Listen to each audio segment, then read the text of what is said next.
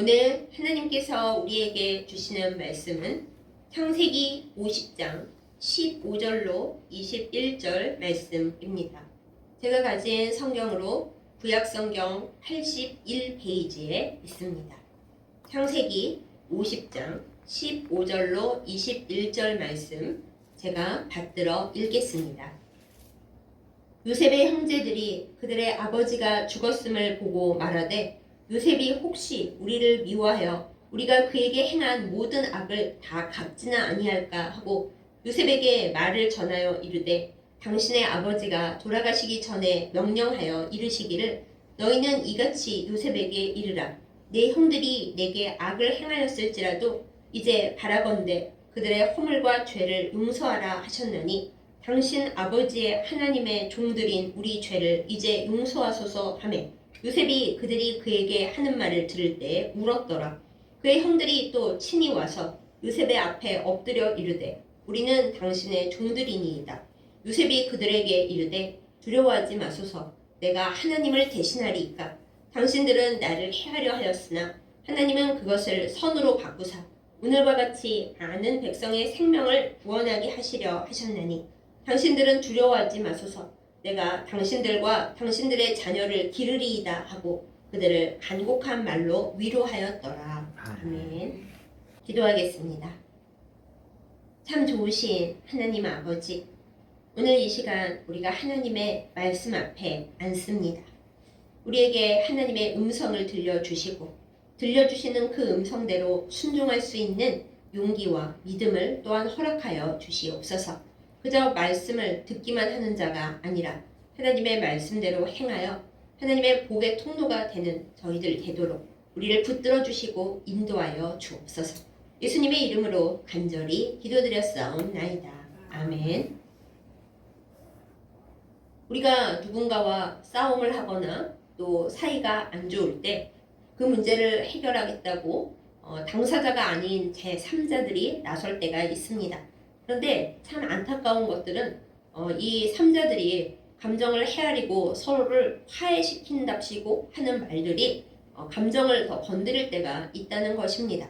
어떤 사람들은 이렇게 말합니다. 뭐 그런 걸 가지고 그렇게 화를 내느냐. 설령 화를 냈더라도 이제는 풀 때가 되지 않았느냐. 그렇게 하면서 감정을 더 상하게 합니다.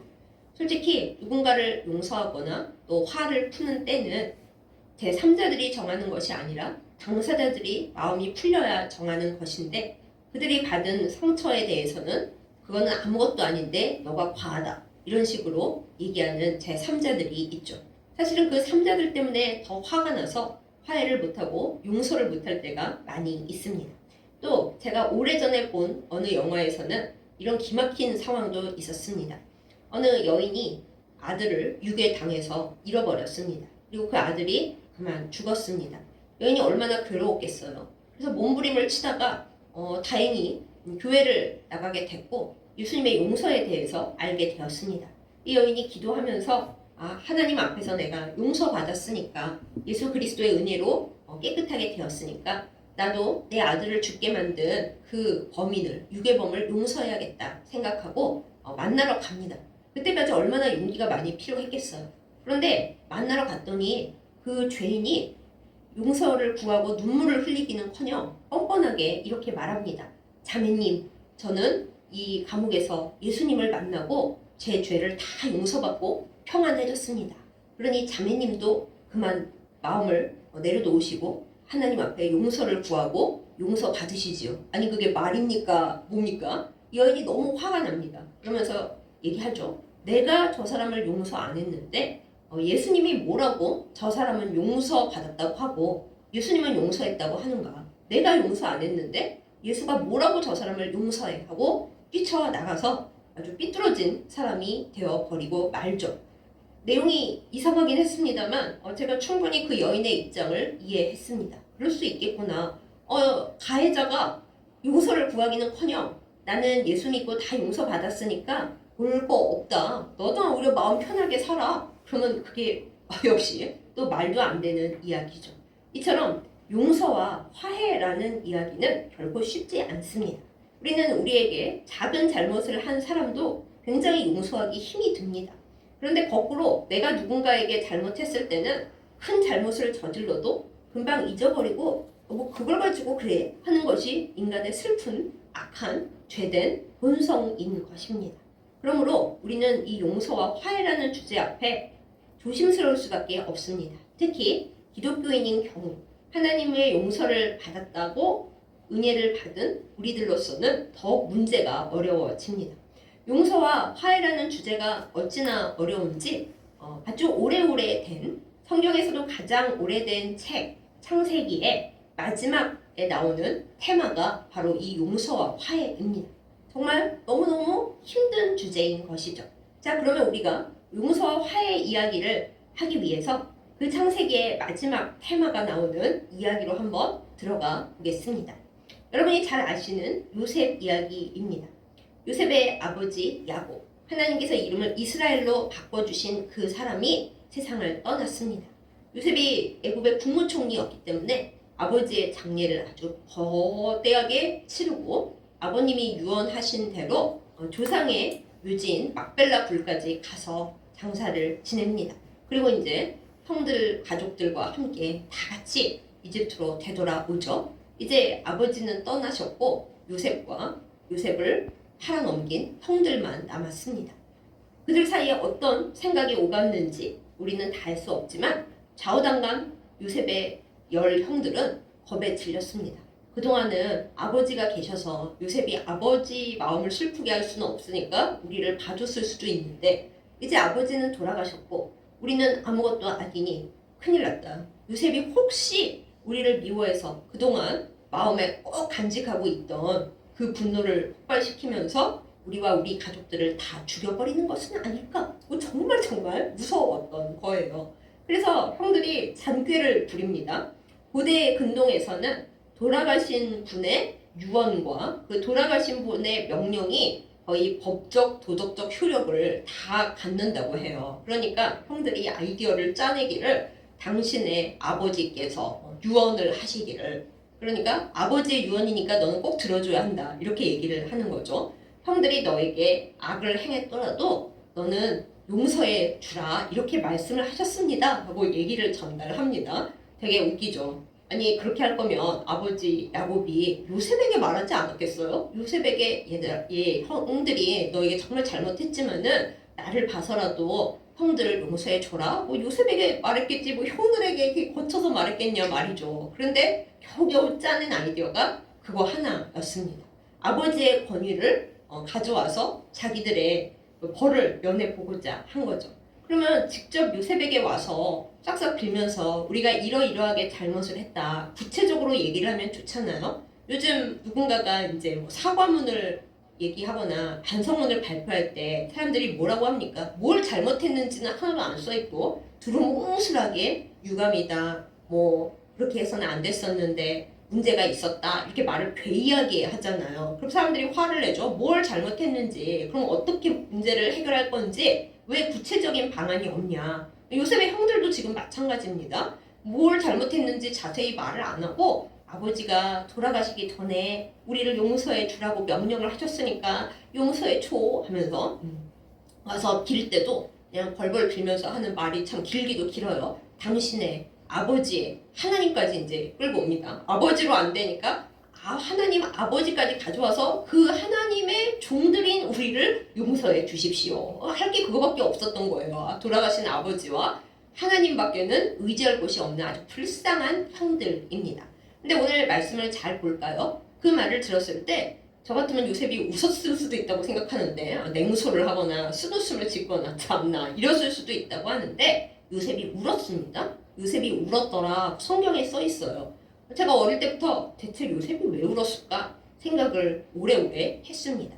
물론 만감이 교차했겠죠. 아버지가 돌아가시고 나니 형들이 국무총리인 나를 보고 벌벌 떠는구나. 옛날에 내가 힘없는 17살이었을 때는 10대 1로 나를 구덩이에 쳐놓고 그중에 8명은 나를 죽이자 하고 1명 제일 큰 형은 어떻게 나를 빼돌릴까 하고 뒤에서 미적미적 거리면서 그러고 있었고, 4번째 형은 그러지 말고 죽이지는 말고 팔자 해서 간신히 살아남았는데 그때는 나에게 그렇게 못되게 굴더니 이제 형편이 변하니까 그저 살려만 주세요. 종들입니다. 이러는구나 하고 만감이 교차해서 기가 막혀서 울었을 수도 있습니다.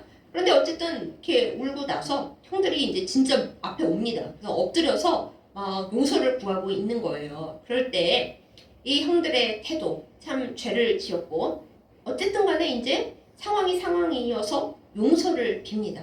그래서 우리가 생각을 합니다. 참 용서를 받으려고 해도 힘이 있어야 되는구나.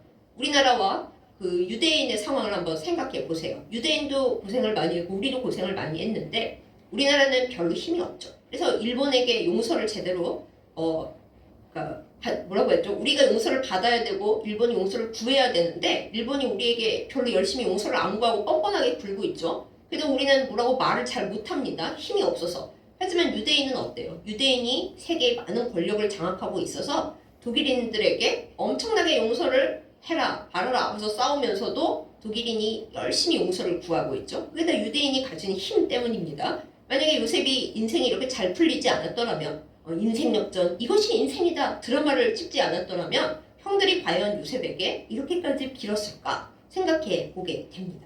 어쨌든 이런 상황 속에서 요셉은 되게 독특합니다. 여러분 같으면 요셉이면 어떻게 하셨겠어요? 다 때려치고 이제 내 눈앞에서 꺼져. 내가 목숨만은 살려줄 테니까 고센 땅에서 조용히 사세요. 그리고 다시는 내 얼굴 볼 생각도 마세요. 여기까지입니다. 그럴 것 같지 않으세요? 그것도 최대한 많이 봐준 거 아니에요? 그렇지만 요셉은 울고 난 다음에 형들이 왔을 때 정말 예수님이나 하실 수 있는 놀라운 행동을 합니다.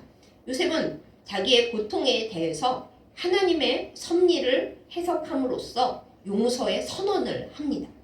그 멋있는 말, 내가 하나님을 대신하리이까? 네, 하나님이 당신들을 용서하셨는데 또 나를 여기까지 끌어올리셨는데 내가 하나님도 아닌데 어떻게 당신들에게 복수를 한 해 만에, 용서를 한 해 만에 이런 말을 할 수가 있겠습니까? 하고 하나님 입장으로 모든 것을 끌어올립니다. 그러면서 45장에서 첫 번째 만나고 용서할 때 했던 말을 다시 한번 합니다. 당신들이 나를 해하려 하였어도 하나님께서 그 모든 걸 다 바꾸셨습니다. 그래서 그렇게 한 까닭에 모든 백성들의 지금 생명을 구한 거 아닙니까? 그러니까 두려워하지 마세요. 두려워하지 말라는 말을 계속하죠. 두려워하지 마세요. 거의 그렇게까지 얘기를 합니다. 여러분은 하실 수 있겠어요? 저는 솔직히 말해서 연기까지는 어떻게 할 수 있을 것 같습니다. 그러니까 나는 믿는 사람이고 또 내가 국무총리 시기나 됐으니까 또 아버지가 돌아가셨어도 형들의 아버지이기도 한데 내가 죽일 수는 없지 하고 이미지 관리상 할 수는 있을 것 같은데 제 속으로는 완벽한 용서가 과연 될까? 정말 요셉이 해석한 것처럼 그 해석, 그 은혜만으로 진정한 용서가 가능할까? 저는 솔직히 좀 자신이 없습니다. 어쨌든 요셉은 그거를 가능하게 한 놀라운 사람인 거죠. 여기서 우리가 과연 용서가 무엇일까 생각을 좀 해보게 됩니다. 용서가 뭘까요, 여러분? 용서, 히브리어라는 그 테두리 안에서 용서는 들어올리다 혹은 제거하다 라는 의미를 가지고 있습니다. 뭘 들어올리고 뭘 제거할까요? 우리의 마음속에 사람들과 혹은 우리의 상황에 대해서 마음이 상하고 뭐가 맺히게 되면은 온갖 부정적인 감정이 다 끌어오릅니다. 우리의 애초에 죄되었던 본성에서 올라온 분노, 두려움, 절망, 그리고 쓰디쓴 그 쓴뿌리 온갖 시커먼 감정들이 우리를 딱 장악을 해서 독이 되죠. 그래서 그게 화병이 되기도 하고 우울증이 되기도 하고 심한 경우에는 반드시 복수를 해야 끝나는 그 독한 것으로 흘러가게 되어 있습니다. 그런데 용서라는 건 뭐냐 하면요. 그 사람에게 가서 내가 너를 용서한다라고 말해주는 것도 물론 중요하지만 그게 용서의 선언인 거예요. 그런데 그것도 중요하지만 진짜 용서의 능력은 내가 나를 그 무거운 독으로부터 그 무거운 짐으로부터 자유롭게 하고 해방시키는 것을 의미합니다. 그 죄를 그 무거운 독한 감정을 그 모든 고통을 하나님 앞에 들어 올리고 하나님 저는 이 짐을 못 맡겠고 이 독을 제 안에 퍼뜨리면서 살 수는 없습니다. 하나님께서 맡아주세요 하고 하나님께 들어 올리는 걸 의미하고요. 내 몸과 내 영혼으로부터 그 모든 독들을 제거해서 없애버리는 것을 용서라고 한다라는 거예요. 그럼 여기서 우리는 질문이 생깁니다. 아니 그래도 요셉은 인생이 잘 풀렸으니까 이게 가능하고 형들이 와서 빌었고 그러니까 용서를 어떻게든 할 수가 있는 거지. 그저 그 사건으로 피해만 입고 영원히 인생 망치는 사람들이 이것이 가능합니까? 그렇게 물으실 수 있어요. 저도 동의합니다. 그러나 그럼에도 불구하고 우리는 더 이상의 고통과 더 이상의 문제를 방지하기 위해서 이제 그만 끝내기 위해서 솔직히 나 살자고 우리 가족 살자고 그 모든 독을 내려놓고 하나님 앞에 들어 올려서 맡겨야 하는 것입니다. 근데 여러분 말이 쉽지 이게 쉽겠습니까? 용서라는 고통이라는 아주 유명한 책이 있어요. 저는 그 책이 처음 나왔을 때 제목이 너무 좋아서 아무 생각 없이 샀을 정도입니다. 용서는 고통입니다. 그리고 순식간에 되지 않습니다. 나는 오늘 용서했다라고 입술로 말했고 하나님 앞에 기도도 했는데 며칠 지나면 도로 감정이 올라옵니다.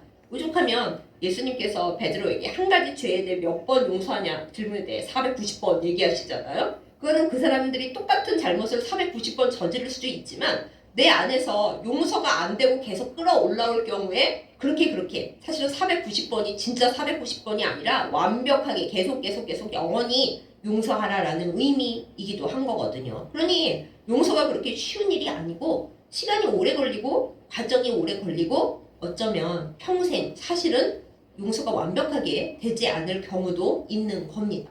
아무튼 이런 상황 속에서 용서를 하는 건 결코 그 상대방을 위해서 하는 게 아닙니다. 나를 위해서 하는 거고 나의 가족과 나의 후손을 위해서 하는 겁니다. 이 무거운 짐 보따리를 이 냄새나는 것을 이 괴로운 것을 끌고 갈 수는 없어서 그래서는 안 되기 때문에 용서하는 거예요. 나를 위해서. 그러면 상대방이 회개하기는커녕 아까 나온 그 영화의 그 범인처럼 오히려 나는 용서 안 해줬는데 지 혼자 하나님 앞에 용서받았다고 마음 편하게 살자 이러는데 상대방이 전혀 용서받을 수 없는 뻔뻔한 인간인데 그럼 나는 용서해야 합니까? 그 상황이 변하지도 않았는데 내가 용서해야 합니까? 여기서 우리의 답은 그 상황이나 상대방을 보지 말자라는 거예요. 왜냐하면 내가 안 봐도 하나님께서 하나님의 공의와 하나님의 정의로 다 보고 계시기 때문입니다.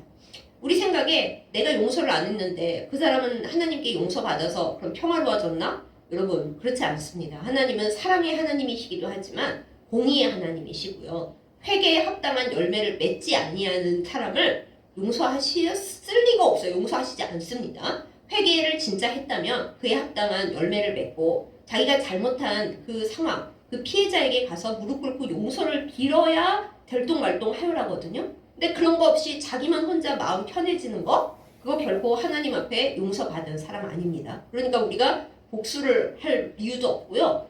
지는 지 혼자 용서했는데 뭐 하나님은 제 용서했다는데 왜 나만 억울해 이러실 거 없습니다. 하나님께서는 모든 것을 공평하게 보고 계시고 회개를 한다고 해서 그 죄의 결과가 다 없어지는 것도 아니고요. 그러니 우리는 우리 자신을 위해서 또 나의 가족들과 후손들을 위해서 그저 그 짐을 용서라고 하는 그것을 하나님께 맡기고 그리고 내 안에서는 계속 털어내기만 하면 되는 겁니다. 말이 쉽지 이게 쉽겠어요? 그런데 용서뿐만 아니라 한 가지 더 얘기할 것이 있습니다. 제가 아까 요셉 얘기를 하다가 중간에 끊었잖아요.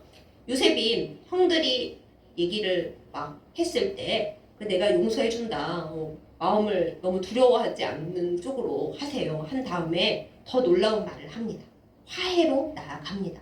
여러분 용서는 나 자신을 위해 한 거라면 화해는 공동체를 위해서 하는 거고요. 더 나은 미래를 새롭게 창조하기 위해서 관계를 새롭게 하는 것을 의미합니다. 그러니까 내가 속한 공동체를 모든 상황을 온전하게 좋게 미래를 위해 좋게 하기 위해서 하는 걸 화해라고 해요. 요셉은 그것도 가능한 사람이었습니다. 형들을 용서했을 뿐만 아니라 내가 하나님을 대신하지 않습니다. 그것은 뭐예요? 하나님이 용서하시고 하나님이 화해시키시는 거지 내가 하는 것이 아니고 나는 하나님께 위임받은 사람으로서 당신들과 당신들의 아이들까지 다 내가 기르겠습니다. 라는 겁니다. 요셉이 국무총리예요. 만약에 요셉 눈밖에 나면은 다 그냥 끝장입니다. 그런데 거꾸로 요셉이 국무총리라서 요셉이 내가 내 형들과 그 형들의 가족들을 내가 다 돌보고 케어하고 내가 지킬 거야 하고 마음 먹으면 누구도 그들을 건드릴 수 없습니다. 그들의 공동체는 무너지지 않으며 그 이스라엘 가족, 후에는 민족이 될 그 사람들은 계속 아름다운 미래를 향해 같이 나아갈 수가 있는 거죠. 요셉에게 힘이 있었던 것은 그것을 가능하게 하는 그 원동력이 됐습니다. 그러니까 사실 용서도 화해도 진짜 센 사람이 할 수 있는 거지 아무것도 안 가진 사람은 하기가 어려운 거예요. 여기서 힘이란 단순히 이 세상적인 권력이나 그런 걸 말하는 게 아닙니다. 우리의 마음과 우리의 몸에 정말로 나를 위해서 내 가족을 위해서 나는 이 짐을 다 털어낼 거야 라는 그 강함, 그리고 우리가 속한 공동체를 위해서, 그리고 우리의 미래를 위해서 나는 모든 관계를 재창조하고 모든 걸 악한 걸 끝낼 거야 라는 그 강함이 있어야 용서도 화해도 할 수 있다라는 겁니다.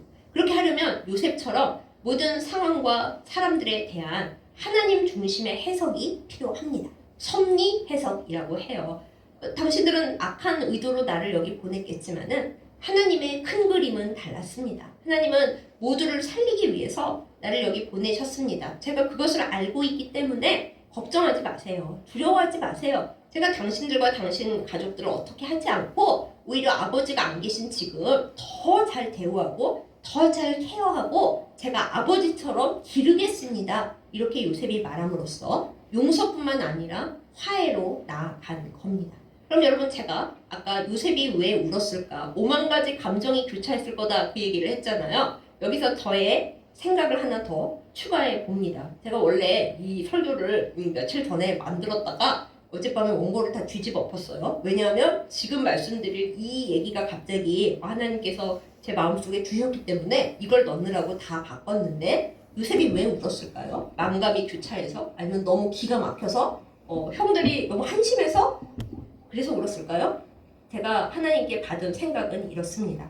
요셉이 분명 형들을 처음 만났을 때 용서했어요. 그리고 다 이집트에 데려와서 살 곳을 마련해주고 잘 지냈잖아요. 근데 지금 아버지 돌아가시고 나니까 형들이 너무 무서워하는 겁니다. 그럼 거꾸로 생각해 보세요. 요셉이 진짜 용서해서 형들을 잘 대해주고 아주 알뜰살뜰하게 챙겼다면은 형들이 죄책감이 많았더라도 진짜 요셉이 우리를 용서했구나 하고 마음이 편안했을 거예요. 그런데 요셉이 용서는 했다고 했는데 또 챙길 것은 다 챙겨주는데 뭔가 형들을 보면 쌩 했을 수 있죠. 당연하죠. 그게 사람이죠. 네, 그리고 베냐민을 대할 때랑 형들을 대할 때랑 태도가 아마 달랐던 것 같습니다. 그러니까 베냐민은 편안히 있는데 다른 형들은 용서를 구하러 와서 벌벌 떨고 아버지의 이름 팔고 하나님의 이름을 팔고 과연 아버지가 그 말을 했을까 싶을 정도로 우리에게 의문을 남기는 그런 일을 지금 하고 있는 거예요. 요셉이 왜 울었을까?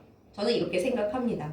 하나님 앞에서 요셉이 진짜 용서했는가? 라는 하나님의 질문에 답할 때가 온 거예요. 하나님께서 요셉에게 이렇게 물으셨을 수 있습니다.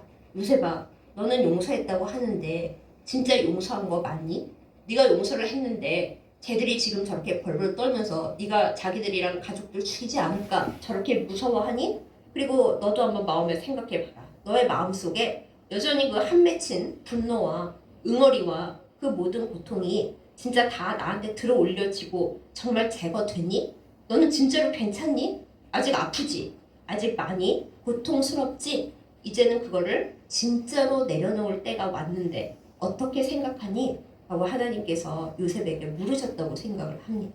그걸 형들의 그 말과 태도로 하나님께서 요셉에게 알려주신 거예요. 이제 너의 용서와 너의 화해가 진짜인지 아닌지 너가 진짜로 대답할 때가 왔다. 누구 앞에서요? 형들 앞에서가 아니라 하나님 앞에서요.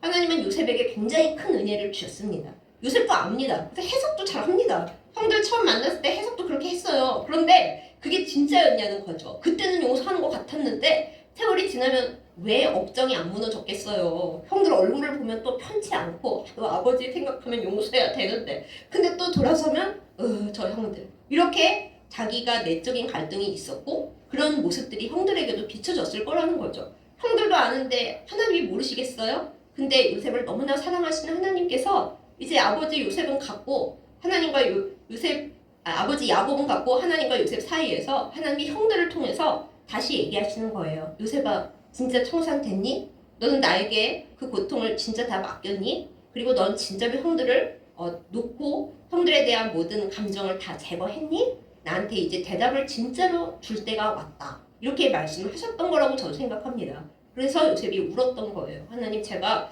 진짜 용서했다고 생각하고 하나님의 섭리도 해석해서 다 얘기도 해줬으나 진짜 제 마음은 아직도 진창이었군요. 그래서 요셉이 울었다고 생각을 합니다. 그래서 이제 울고 나서 형들을 다시 마주하고 서서 요셉은 다시 한번 용서의 높은 차원으로 올라간 거예요. 다 못했던 그 용서를 또 한번 하나님 앞에서 진짜로 하는 겁니다.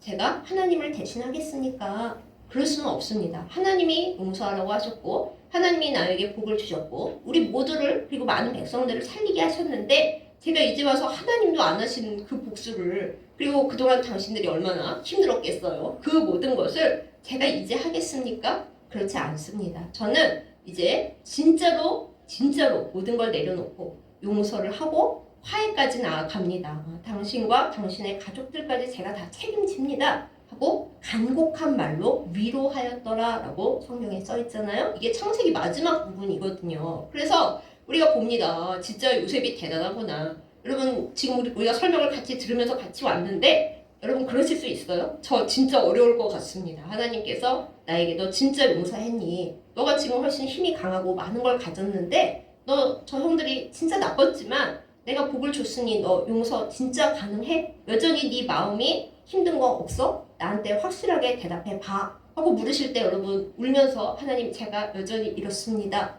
이러실 수 있을까요? 노력은 해보겠지만 우리 어렵죠. 네, 그렇습니다. 화해는 공동체를 위해 미래를 위해 함께 나아가는 것이고 모든 끊어졌던 것을 아이 그래 없던 걸로 할게 내가 나 위해서 없던 걸로 할 거야 그래서 용서가 끝난다면 화해는 그 끊어졌던 모든 끈을 다시 이어서 미래로 좋게 나아가는 거거든요. 그걸 무슨 힘으로 우리가 어떻게 합니까? 그래서 우리가 할 수 없기 때문에 요셉은 했지만 우리는 할 수 없는 그 상황을 해결하시러 예수님께서 우리 가운데 오셨습니다.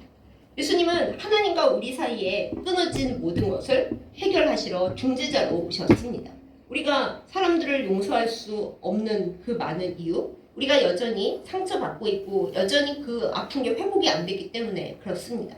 그런데 하나님 앞에서 우리는 어떤가요? 하나님 앞에서 우리는 배반자고 그리고 잘못은 맨날 하면서도 하나님 앞에 뻔뻔하게 짝이 없죠. 뭐 어쩌라고요? 이렇잖아요. 요셉의 형들보다 사실은 하나님 앞에 우리가 더 뻔뻔합니다. 하나님은 요셉보다 훨씬 더 강하신데도 말이죠. 그래서 하나님과 우리는 도저히 가까워질 수가 없었고 하나님이 아무리 손을 내밀어도 그 요셉과 그 형들의 자손인 이스라엘 자손 보세요. 하나님과 늘 사이가 안 좋습니다. 일방적으로 하나님이 용서하시고 은혜를 베푸셔도 뭐가 되지가 않습니다. 그것이 구약시대의 인간 상황이었는데 예수님께서 오시면서 말씀하십니다. 얘들아 내가 아버지와 너희 사이에 무조건적으로 내 몸으로 화해의 다리를 놨어. 이제 끈이 연결이 됐어. 그러니까 나를 통해서 내 몸을 밟고 아버지께로 가기만 해. 그러면 무조건 용서도 되고 화해도 되고 다 될 거야. 된 거야. 이제 다 된 거야. 라고 말씀을 주십니다. 그래서 예수님의 이 화해를 온전히 알고 이 어떻게 해볼 수 없는 죄가 가득한 나를 예수님을 통해서 용서해 주신 걸 온전히 우리가 받으면은 내 안에 은혜가 넘치게 됩니다. 그럼 은혜가 너무 크면 내가 지었던 그 모든 죄로 인한 그 문제들이 해결이 되면 나에게 잘못했던 사람들을 그 죄는 정말 조그만 것이라는 걸 우리가 정말로 깨닫게 되는 거죠. 그래서 그냥 아니 나한테 어떻게 그럴 수가 있어 이게 아니라 하나님께서 나를 어떻게 용서해 주셨는데 그야말로 내가 요런 조그만한 문제 갖고 예수님 말대로 하면 그들은 그게 죄인지도 몰라서 저러고 있고 회개를 해야 하나님 나라에 가는데 회개는 말로는 주여 주여 하면서 회개 합당한 열매도 못 맺고 있는 그 불쌍한 사람들을 용서를 해야지. 내 짐을 내려놔야지. 그리고 하나님의 은혜의 가운데 더 나은 미래를 위해 내가 화해를 해야지. 그 마음이 우리 안에 들어오게 된다는 것입니다. 우리 힘으로가 아니라 예수님의 이름으로 예수님께서 화해자가 되시기 때문에 그렇습니다. 그래서 우리는 요셉이 아니고 요셉처럼 힘도 없고 요셉처럼 우리의 피해가 해결된 것도 아니지만 그럼에도 불구하고 예수님께서 나를 용서하셨기 때문에 나를 그 은혜로 꽉 끌어안아 주셨기 때문에 예수님의 이름을 나에게 빌려주셨고 예수님의 이름으로 승리하도록 늘 함께 계셔 주시기 때문에 우리는 예수님의 이름으로 차마 못할 용서를 하도록 노력하게 되는 것입니다. 어렵죠? 제가 말씀드렸잖아요. 여러분, 용서는 고통이고요. 화해는 불가능해요. 인간의 관점으로 어떻게 용서가 되고 어떻게 화해가 됩니까? 용서는 고통이고 화해는 불가능입니다. 그러나 예수님께서 우리에게 그걸 해주셨습니다. 고통스러운 용서를 값없이 해주셨고요. 안 그러면 우리는 다 지옥 갈 건데 예수님이 용서하신 거는 회개하지 않는 뻔뻔한 죄인이 아니고요. 죽으면 지옥밖에 갈 곳이 없는 나를 예수님은 아무 조건도 없이 그냥 용서해 주신 겁니다. 나를 너무 사랑하셔서요. 그런 걸 우리가 온전히 깨닫게 된다면 예수님이 나를 엄청나게 사랑하시고 내 이 끔찍한 죄들을 그냥 무조건적으로 용서해 주신 은혜가 진짜 내 안에 살아있게 된다면 다른 사람들 우리가 용서하려고 노력은 해볼 수 있지 않을까요? 화해는 불가능하지만 그 화해를 위해서 예수님께서 끈을 연결해 주시니까 예수님의 끈을 잡고 우리가 한 발자국씩 나아가 볼 수 있지 않겠습니까? 그것이 예수 믿는다는 의미입니다. 우리가 내 힘으로 용서하는 게 아닙니다. 아이고, 내 힘으로 무슨 용서를 해요? 요셉도 한 번 용서가 안 돼서 오랜 세월이 지난 후에 다시 해야 되는 그거를요? 나 요셉도 아닌데? 그리고 나 요셉처럼 성공도 못했는데? 아직도 내가 그 피해 받은 게 여전히 있는데 무슨 용서를 합니까?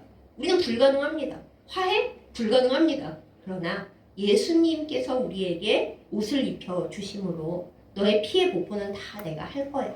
나한테 맡겨. 너는 뭐 복수해봤자 죽이고 너도 감옥 가는 거밖에 뭘 할 수가 있겠니? 그러나 아니야. 나한테 다 맡기면은 내가 다 알아서 할게. 너가 할 수 없는 것까지 더 좋은 방식으로 내가 해줄게 라고 우리에게 손을 내밀어 주셨습니다. 그럼 여러분, 우리가 똑똑하다면 아니, 내가 복수하고 나도 망하는 그 길을 왜 가요? 예수님께 맡기고 다 맡겨버리고 그래요, 주님, 저는 주님께 다 맡겼고 들어 올렸고 제거했고요, 주님이 알아서 해주실 걸 믿겠어요 하고 우리는 다시 편하게 살아가는 길을 택하는 겁니다. 어려워요. 쉽지 않습니다. 여기서 설교를 하는 저도 이 말씀 전하기가 너무 힘이 듭니다. 그러나 우리는 해야 하고 그 일을 나아가야 합니다. 왜요? 예수님이 우리에게 그걸 바라시기 때문입니다. 하나님께서 우리의 죄를 용서해 주시면서 내가 용서할 테니까 너도 용서해. 그래야 내가 너에게 용서를 베푼 그 효력이 너의 삶에, 너의 자손들의 삶에 나타나게 되어 있어. 이렇게 말씀을 하시는 겁니다. 실제로 요셉의 자손이 굉장히 번창했습니다. 큰아들이지만 장자권은 못 받은 므낫세의 집안은 놀라운 인구수를 자랑하고요. 에브라임 지파는 유다 지파와 더불어서 이스라엘의 가장 강력한 권력을 가진 지파가 되었습니다. 물론 그 뒤의 일들은 자손들이 잘못해서 문제가 생겼지만 하여튼 요셉이 용서하고 화해의 길로 나아감으로 인해서 그러니까 오늘날의 이스라엘이 있는 거죠. 요셉이 화해를 안 했다? 그러면 다 깨지는 겁니다. 여러분, 저는 하고 싶지 않습니다라고 말씀하실 수 있어요. 저도 그런 것이 정말 힘들다고 생각합니다. 그러나 예수님께서 나를 용서하셨음을 내가 진짜로 믿고 감사하다면 우리 노력하는 주의 백성들이 되십시오. 주님이 나에게 그걸 바라십니다. 너가 용서하면 내가 더 큰 용서의 효력이 나타나도록 해줄게. 우리 주기도문에도 있잖아요. 아버지께서 우리를 용서하신 걸 알고 우리도 사람들을 용서하게 해달라고 그렇게 우리가 기도하는 거잖아요. 오늘도 나는 고통에 몸부림치지만 다시 한번 모든 문제들을, 모든 사람들을 아버지 앞에 들어 올립니다. 주님이 맡으시고 저의 마음속에 있는 모든 죄와 악과 고통, 그 어두움들은 다 제거해 주세요. 이것을 하는 것이 용서의 기도입니다. 여러분, 이것은 평생 걸릴 수 있습니다. 평생이 가도 천국에 가기 전까지 해결이 안 날 수도 있습니다. 오늘 난 용서했다고 생각하고 화해도 했는데 1년 지나고 나니까 다시 천불이 날 수도 있습니다. 어이구, 내가 그걸 용서를 했다니 주여, 안 되겠습니다. 그러면 주님이 말씀하시겠죠? 다시 한번 나한테 맡겨라. 내가 내 아들 예수의 피로 다시 맡아줄 테니까 다시 맡기고 다시 평안해지도록 해라. 그게 너도 살고 네 가족도 살고 온 세상이 사는 길이란다. 복수는 내가 해줄 테니 너는 다 끝내라. 이렇게 말씀하십니다. 사랑하는 여러분, 용서는 고통입니다. 화해는 불가능입니다. 그러나 예수님께서 나에게 용서하고 화해하라고. 그러면 너가 편해진다고. 내가 다 알아서 하겠다고 오늘도 우리에게 말씀을 하십니다. 바로 그것이 가능하도록 예수님께서 피를 흘려 주셨습니다. 그 예수님을 기다리는 우리의 마음에 용서의 능력이, 화해의 놀라운 은혜가 생겨나기를 예수님의 이름으로 축복합니다. 오늘 우리는 우리에게 잘못한 사람들을 놓고 하나님 앞에 기도합니다. 하나님, 용서는 고통이고 화해는 불가능입니다. 그러나 주님 안에서 모든 것을 할 수 있을 줄 믿고 주님 앞에 나아갑니다. 용서해서 제가 편해지게 해주십시오. 화해해서 우리 모두의 미래가 나아지게 해주십시오. 내 할 힘이 없어 주님 앞에 의지합니다. 요셉처럼 가장 승리한 자 되게 해주십시오. 이것이 우리의 기도가 되기를 원합니다. 우리는 요셉처럼 용서를 못할 수 있지만 그 못하는 걸 아시기에 예수님께서 우리 편에 와 계십니다. 주님의 이름으로 해나가야 합니다. 이 용서의 능력이 우리 가운데 있어서 화해의 주님으로 오신 예수님의 모든 은혜와 사랑이 우리 안에서 넘쳐나고 또한 이 세상을 향해 흘러가기를 예수님의 이름으로 축복합니다. 아멘. 기도하겠습니다. 하나님 아버지, 용서는 고통이고 화해는 불가능입니다.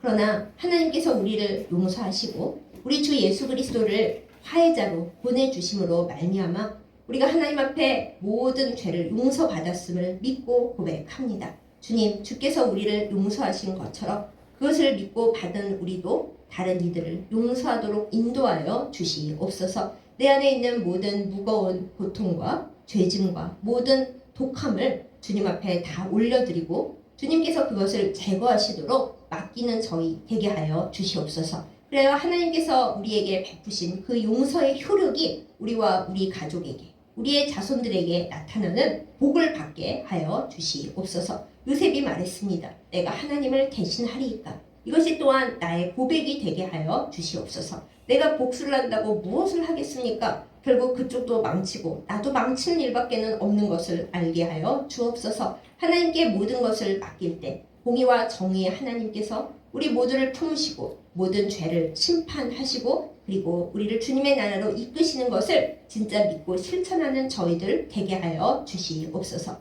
용서의 주님으로 오신 우리 주 예수 그리스도의 강림을 다시 한번 기다립니다. 주여 우리의 마음속에 오시옵소서. 이 얼룩진 세상 가운데 다시 오시옵소서. 우리를 용서하시고 우리를 화해시키시고 우리를 주님의 능력 가운데로 다시금 이끌어 주시옵소서. 예수님의 이름으로 간절히 기도드렸사옵나이다. 아멘. 헌금 기도 드리겠습니다. 하나님 아버지, 우리에게 하나님 앞에 드릴 물질을 허락하심에 감사드립니다. 모든 가난의 영으로부터 물질에 허덕이는 우리의 연약함으로부터 벗어나게 하여 주시옵소서. 하나님, 우리의 죄를 풀어 자유하게 하셨듯 우리가 그 용서의 효력을 느끼며 모든 물질의 곤고함으로부터 자유롭도록 주께서 복을 내려 주시옵소서. 이 물질보다 하나님을 더 사랑하는 마음을 헌금에 담아 올려드립니다. 주여, 이것을 받으시고 우리를 주의 복의 통로로 삼으사 하나님을 위하여, 이웃을 위하여, 더 나은 미래를 위하여 모든 것을 새롭게 하는 저희들 되게 하여 주옵소서. 하나님께서 물질 위에 손을 얹으시사 오직 하나님 나라를 위하여 사용되게 하여 주시고 우리가 이 물질을 가지고 하나님 나라의 건설에 힘을 쓰도록 인도하여 주옵소서. 예수님의 이름으로 간절히 기도드렸사옵나이다. 아멘. 이제는 하나님 아버지와 우리 사이에 화해자로 오신 우리 주 예수 그리스도의 은혜와 우리를 사랑하시는 아버지의 그 크고 극진하시고 커다란 사랑과 그리고 성령의 인도하심과 교통하심이 이 시간 말씀을 듣고 하나님 앞에서 우리의 모든 것을 올려서 우리의 모든 죄와 추악함과 마음과 몸에 가득한 독을 다 씻어내고 주님과 더불어 더 밝고 아름다운 현재를 살며 그리고 주님이 주시는 복된 여호와 일의 미래로 나아가기를 결단하며 다짐하는 예배드린 모든 주의 백성들을 위해 이제부터 영원까지 함께 하시기를 간절히 축원하옵나이다. 아멘.